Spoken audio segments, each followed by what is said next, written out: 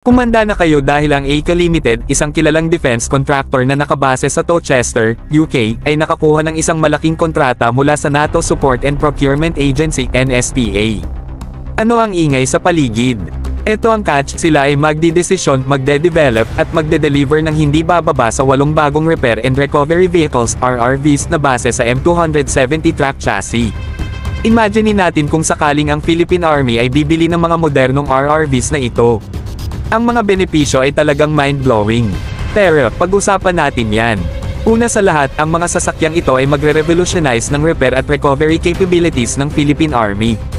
May advanced technology sila na magbibigay daan sa mas mabilis at epektibong pagkumpuni sa gitna ng labanan.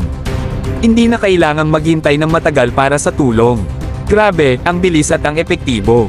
Pero diyan lang ba yan? Eto pa, ang mga RRVs na to ay magpapalakas sa pangkalahatang kakayahan ng Philippine Army. Dahil sa kanilang matibay na disenyo at kapabilidad, madaling ma-recover at ma-transport ang mga sira o nasirang sasakyan. Ibig sabihin, mas mabilis na pagbabalik sa operasyon, mas malakas na paggalaw, at isang malaking dagdag sa kahandaan ng Army na rumspond sa mga kritikal na sitwasyon. Huwag din nating kalimutan ang kaligtasan ng ating mga tapat na sundalo. Ang mga pinakabagong RRVs na to ay magbibigay ng mas mataas na proteksyon at seguridad sa panahon ng recovery operations. May advanced armor at high-tech na safety features kaya siguradong protektado ang ating mga tropa mula sa mga posibleng panganib habang ginagampanan ang kanilang mahahalagang tungkulin. Safety first, palaging.